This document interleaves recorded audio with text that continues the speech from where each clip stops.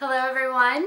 I am switching things up. For the last few weeks I have been downstairs just to give you a little bit different perspective, I guess. I don't know. People keep asking me what if I've moved. I have not moved. I just got bored with filming in my office. So now we're filming downstairs.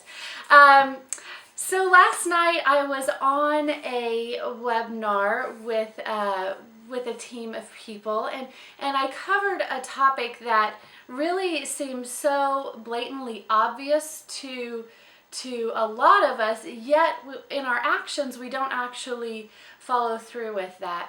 And when I talked last night on the webinar, I talked specifically about Facebook, but this really needs to be taken into consideration across the boards on your marketing plan, whether we're talking about newsletters on your website, Facebook, Twitter, Pinterest, all of those. It really is something that you need to be very aware of in your marketing strategies. You know, a lot of times I get asked about whether or not a person should have a personal Facebook page and a business page, and my answer usually is that they do need both. There's a lot of tools available to us on the business pages that aren't available to us on personal pages. But that being said, from a different standpoint, I want you to also consider, what are you putting on your personal Facebook pages? It is not any big surprise to any of you that a more positive, happy, optimistic Facebook page gets a lot more engagement.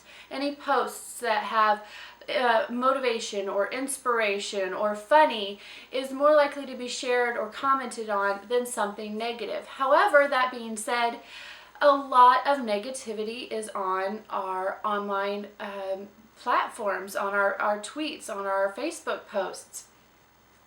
So I really want you to take into consideration what you're posting on there. And here are just a few things that get higher engagement rates that I want you to be very aware of when you're posting what you're posting. First of all, whenever you have a bad experience at a restaurant or at a store, you are more likely to call up your girlfriend and tell her what had happened than if you had a pleasant experience. If you had a waiter that was absolutely over the top rude, you're going to call somebody while you're walking out of the door and tell them how ridiculously crazy this was. However, if you had a pleasant experience, if you had a nice dinner, if you had a nice waiter, it may not come up you know, as you're walking out the door. You're less likely to be dialing up your husband or your girlfriend to tell them about the experience you just had.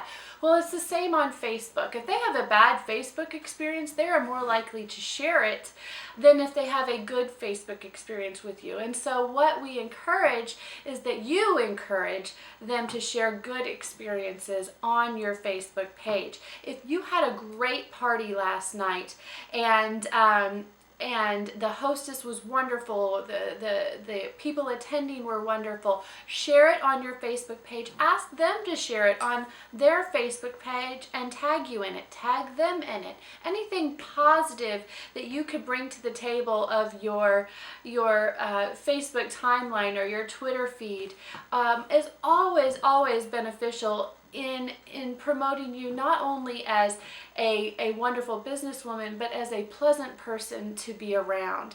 You know, you could even encourage some of the attendees, tell them you'll give them a 10% discount, or give them a little trinket, or at least just say thank you to them. But you know, you can maybe encourage them with a little incentive for sharing a testimony on their Facebook page or on your Facebook wall. Another thing to keep in mind is smiling. We have a lot of pictures where people are not smiling running around Facebook, and it seems so blatantly obvious to some of us that a smiling picture would promote happiness as opposed to a non-smiling photo. But you know, no matter what your product is, if you have a picture of you with your product, or a picture of you in a t-shirt that has your corporate name on it, or whatever it may be, in that moment you are representing this product or this company, and you need to send that subliminal message to them that you are happy to do this. And so if you are take a picture of the product, but make sure you have your face in the photo as well, showing excitement or enthusiasm. Or if you're taking a picture of your customers with their product, make sure they look happy and enthusiastic. These are all marketing techniques that corporations, national corporations always keep in mind before anything is ever posted. So I want you to keep that in mind as well. One more thing is to have a sense of humor. You don't have to be a comedian online. You don't have to constantly be making jokes, but show them that you have a personality. The difference between you and your individual business and a corporate business is you have a personal story. You have a personal touch. That's what builds the relationship between you and your customers. The corporations struggle constantly, daily, to try to emulate that, but you have that advantage. So take advantage of it. Make sure they know that you have a personality, you have a sense of humor. I'm not sitting here trying to tell you that you have to be fake, because that is absolutely the last thing I want. You're going to have bad days, you're going to have down days, and you can share those because that makes you human as well.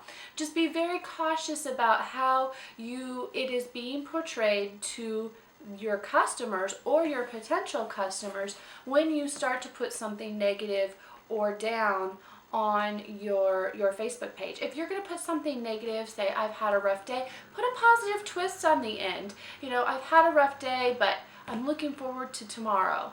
Something along those lines, so that they know that yes, you are not always happy-go-lucky and your life is a musical, but that you also, you have your down days, but you're optimistic about your future as well. Make sure, last of all, to engage with your fans. If they comment back. You want this to be a two-way street, and you want to encourage them to have a two-way street with you. Post surveys to get to know them better. Ask questions that get to know them better.